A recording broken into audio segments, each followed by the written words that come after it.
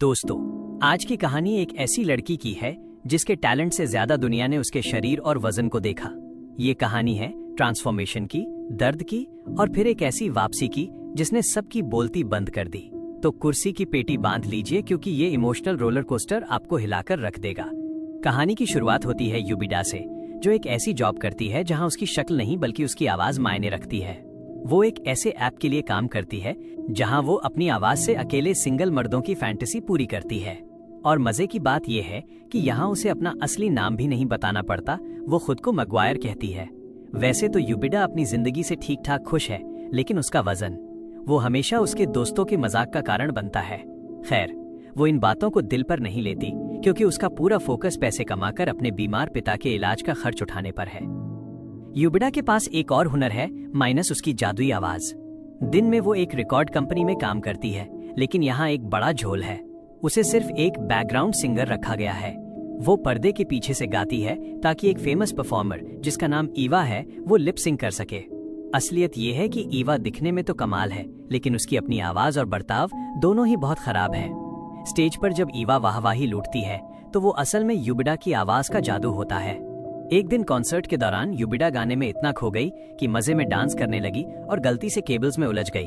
Show तो जैसे तैसे बच गया, लेकिन शो के बाद एवा ने यूबिडा को बहुत बेइज्जत किया, उसके मोटापे का मजाक उड़ाया। यूबिडा सिर्फ माफी मांगती रही। तभी वहां उस कंपनी का म्यूजिक प्रोड्यूसर आंद्रे आ जाता है। ईवा को लगा आंद्रे उसकी तारीफ करेगा, लेकिन आंद्रे ने उसे इग्नोर किया और सीधा यूबिडा के पास गया, उसकी मेहनत के लिए शुक्रिया कहा और उसे गले लगा लिया। उस एक हग ने यूबिडा के दिल में घंटी बजा दी।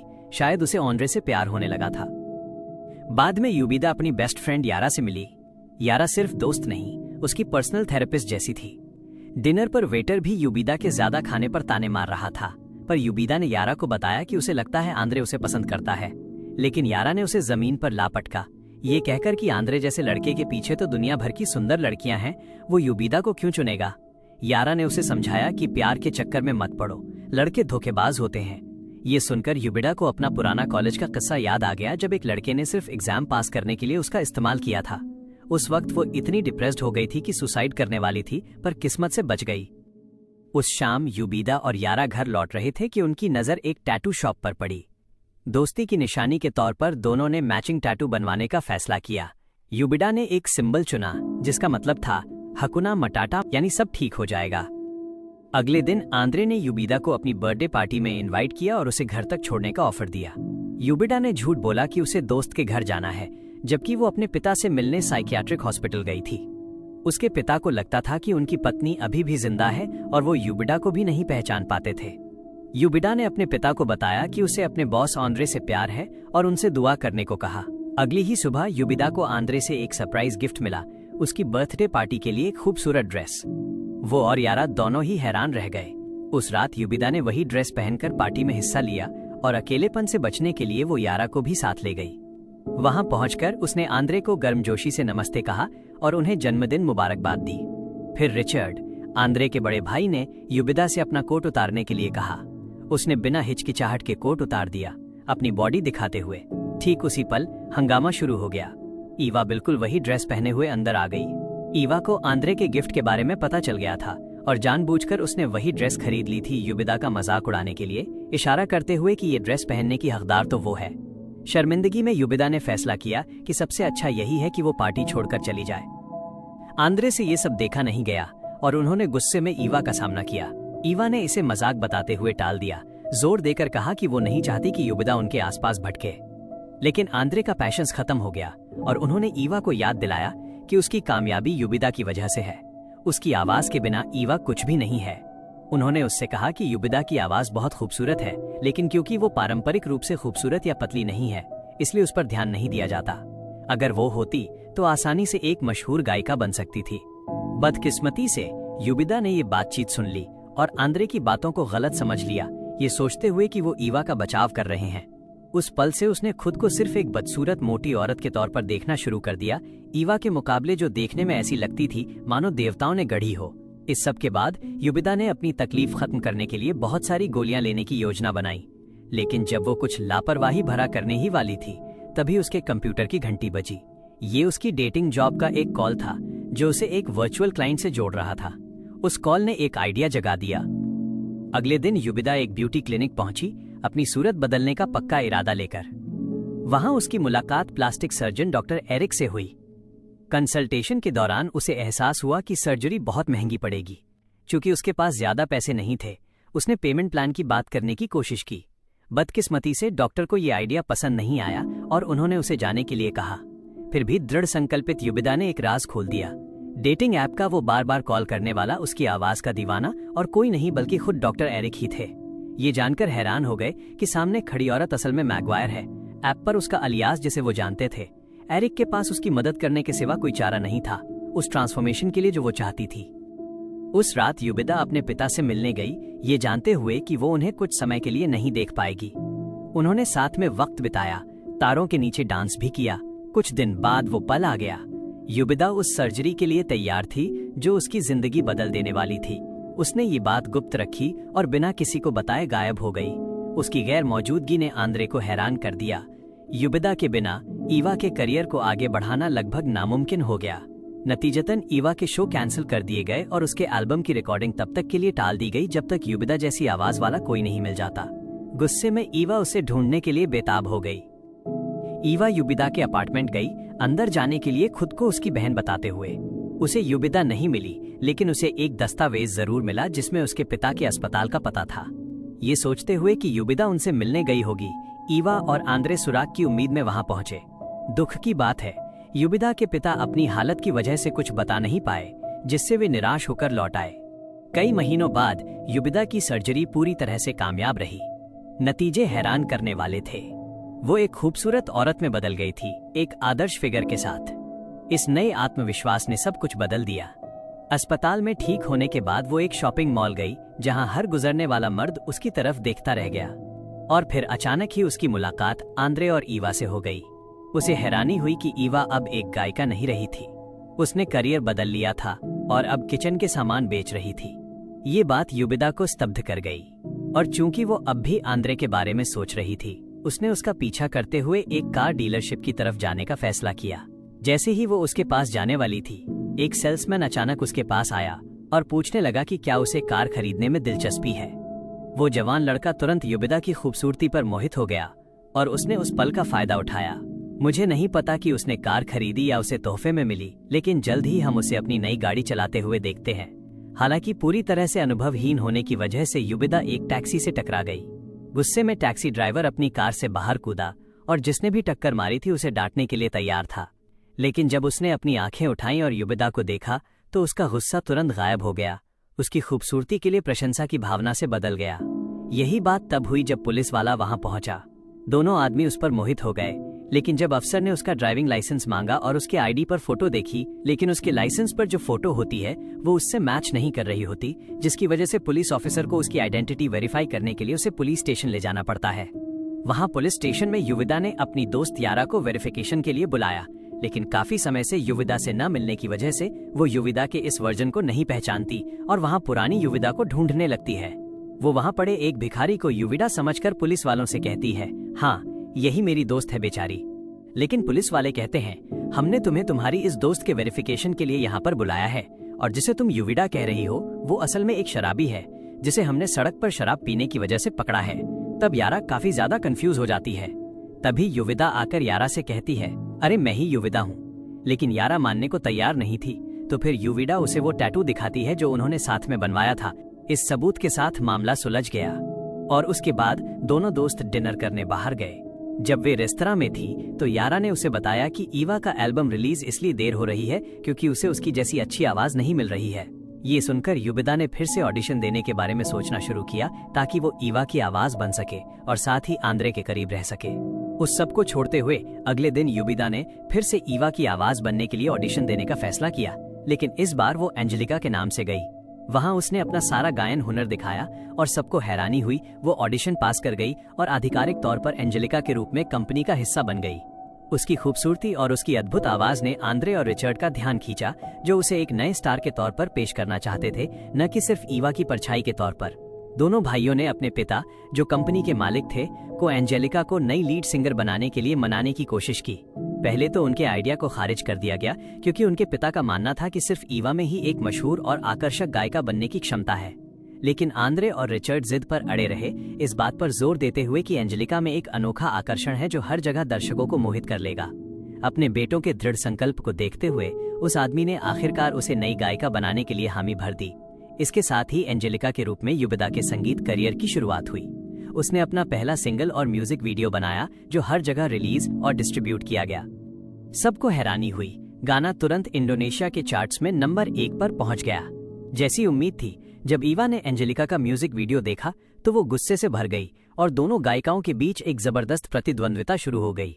इसीलिए ईवा ने एक बार फिर युबिदा का पता लगाने की कोशिश की, उसके पिता से मनोरोग अस्पताल में मिलते हुए उसके ठिकाने के बारे में जानने की उम्मीद में। जब वो पहुंची तो उसने आंद्रे को ये बताने के लिए कांटेक्ट किया कि वो युबिदा की तलाश कर रही है, जल्द से जल्द अपना दूसरा एल्बम रिलीज करने के लिए बेताब थी। हालांकि इस बात ने आंद्रे को चिढ़ा दिया और उसने ईवा को सलाह दी कि वो किसी और पर निर्भर रहने की बजाय अपने गायन कौशल को सुधारने पर फोकस करे। ईवा को ये बात सुनना बिल्कुल पसंद नहीं आया और वो आंद्रे से नाराज हो गई।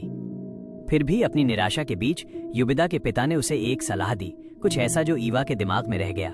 इसी बीच युबिदा ने अपना दूसरा गाना रिकॉर्ड किया, लेकिन उसका परफॉर्मेंस स्तर के अनुरूप नहीं था। इसकी वजह से आंद्रे ने उसे युबिदा के ऑडिशन का एक वीडियो दिखाया, उसे उदाहरण के तौर पर इस्तेमाल करने के लिए कहा। इससे हमारी हीरोइन स्तब्ध रह गई, क्योंकि आंद्रे को यह बिल्कुल पता नहीं था कि एंजेलिका असल में युबिदा ही है। आंद्रे ने जोर दिया कि वो युबिदा को सुने और उसकी भावनात्मक शैली की नकल करे, जो उसके मुताबिक गानों को ज्यादा भावपूर्ण बना देती थी। ये सुनकर युबिदा ने पूछा कि क्या उसे वीडियो वाली औरत की तरह गाना चाहिए, लेकिन आंद्रे ने एंजेलिका की युबिदा के बारे में बातों को गलत समझ लिया और तुरंत उसे डांटा, ये कहते हुए कि युबिदा उसके लिए बहुत खास इंसान है।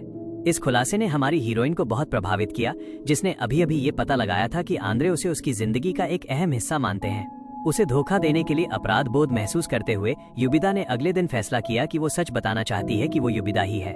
उसने यारा से बात की ताकि उसकी राय जान सके। हालांकि यारा ने उसे चेतावनी दी कि वो अच्छी तरह सोच ले, ये कहते हुए हर मर्द प्लास्टिक सर्जरी करवाने वाली औरतों को स्वीकार नहीं करता।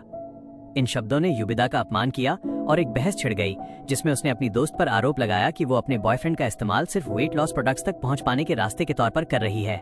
फिर भी सर्जरी करवाने वाली औरतों को मर्दों का न पसंद करने वाली यारा की बात सच साबित हुई। बाद में जब युबिदा की आंद्रे से मुलाकात हुई तो उसने खुद ही इस बात की पुष्टि कर दी।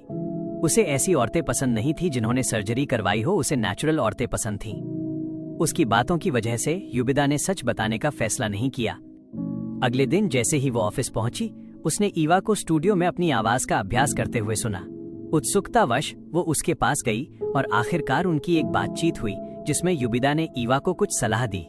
लेकिन ये कोई आम सलाह नहीं थी, ये वही सलाह थी जो उसके पिता ने एक बार ईवा को दी थी। कुछ दिनों बाद त्रासदी घटी। युबिदा को एक जरूरी कॉल आया। यारा को बहुत सारी वेट लॉस गोलियां लेने के बाद हॉस्पिटल ले जाया गया था। बात और बिगाड़ने के लिए ये उसी दिन हुआ था जिस दिन युबिदा को अपना टीवी डेब्यू करना था। लेकिन युबिदा ने अपनी दोस्त को प्राथमिकता दी और अस्पताल चली गई।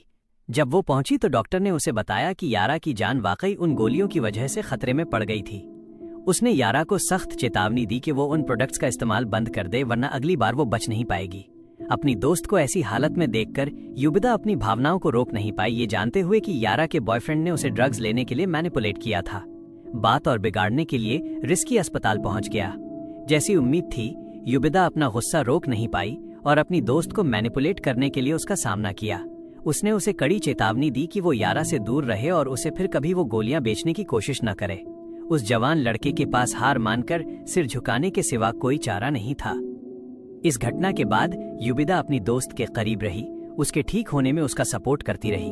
एक बार युबिदा ने अपनी दोस्त के सुरक्षित होने का यकीन कर लिया तो वो स्टूडियो लौट आई, आखिरकार अपना टेलीविजन डेब्यू करने के लिए दृढ़ संकल्पित। उसकी पहली उपस्थिति निर्दोष थी, एक बेहतरीन परफॉर्मेंस।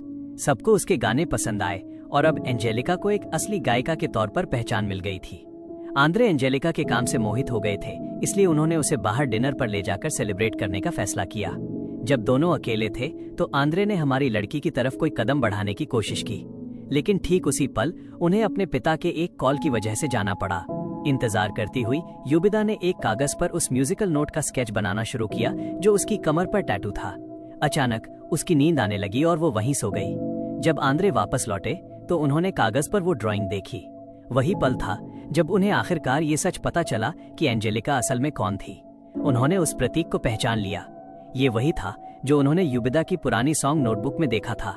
दिनों बाद आंद्रे और उसके भाई ने एंजेलिका के पहले एल्बम के रिलीज की खुशी में एक पार्टी का आयोजन किया। फिर भी आंद्रे उससे दूरी बनाकर चल रहा था। इस धोखे से धोखा खाया हुआ महसूस कर रहा था। अचानक ही ईवा हमेशा की तरह सांप की तरह उस इवेंट में किसी के साथ पहुंच गई जिसे उसने फैंटेजेली को बताया। युबिदा के लिए ये सदमे की बात थी। उसने पहचान लिया कि ये उसके पिता थे। वो जम गई, चुप और प्रतिक्रिया देने में असमर्थ, अपने ही माता पिता के सामने एक अजनबी की तरह महसूस कर रही थी। इस व्यवहार ने यारा को गुस्सा दिला दिया, जिसने तुरंत आगे बढ़कर युबिदा के पिता को वहां से ले गई। इस घटना के बाद युबिदा की मुलाकात आंद्रे से हुई ताकि आखिरकार सच बता सके, लेकिन उसके हैरानी की कोई सीमा न रही जब उसे पता चला कि उसे पहले से ही पता था कि एंजेलिका असल में कौन है। युबिदा ने माफी मांगी और समझाया कि उसने किसी और का रूप क्यों धारण किया था। आंखों में आंसू लिए उसने कबूल किया कि उसने ऐसा इसलिए किया था क्योंकि उसने आंद्रे की ईवा के साथ बातचीत सुन ली थी, जिसमें उसने कहा था कि अगर युबिदा खूबसूरत होती और अच्छी बॉडी होती तो वो एक गायिका बन सकती थी। उन शब्दों ने उसका दिल तोड़ दिया था और वो अपने वजन की वजह से मजाक उड़ाए जाने से तंग आ चुकी थी। उसने कबूल किया कि उसने जो किया वो गलत था, लेकिन जोर देकर कहा कि वो बस अपनी जिंदगी सुधारना चाहती थी। ये सुनकर आंद्रे दुखी हो गया और उसे दिलासा देने की कोशिश की, लेकिन अब बहुत देर हो चुकी थी। युबिदा ने जाने और घर चले जाने का फैसला किया, ये जानते हुए कि अगला दिन बहुत लंबा होने वाला है। उसका पहला कॉन्सर्ट इंतजार कर रहा था। अगले दिन एंजेलिका के व्यक्तित्व का अंत हो गया। जैसे ही युबिदा अपना कॉन्सर्ट शुरू करने के लिए स्टेज पर कदम रखने वाली थी, उसके पिता अचानक प्रकट हुए और उसके कोरियोग्राफी में शामिल हो गए। रिचर्ड ने युबिदा के पिता को स्टेज से हटाने की कोशिश की, लेकिन उसने शो रोक दिया और उन्हें वहीं रहने दिया। इस पल का फायदा उठाते हुए युबिदा ने अपने फैंस से माफी मांगी और अपनी असली पहचान सामने रखी। उसने उनके साथ अपनी जिंदगी की कहानी साझा की, ओवरवेट होने के साथ उसके संघर्ष, लगातार मजाक उड़ाए जाने का दर्द और उसने जो मुश्किलें झेली थीं। फिर भी इस सब के बावजूद उसने एक गायिका बनने के अपने सपने को पूरा किया। उसने समझाया कि कैसे उसने एक बैकअप वोकलिस्ट के रूप में शुरुआत की थी, लेकिन अब वो अपना सब कुछ देना चाहती थी।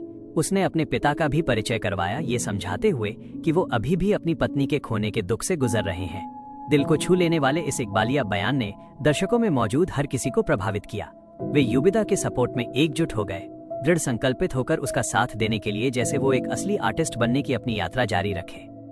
समय बीतने के साथ युबिदा ने एक गायिका बनने का अपना सपना पूरा किया और उससे भी परे आंद्रे के साथ उसका प्यार फलने फूलने लगा। और इसी के साथ 200 पाउंड्स ब्यूटी की कहानी यहीं पर खत्म होती है।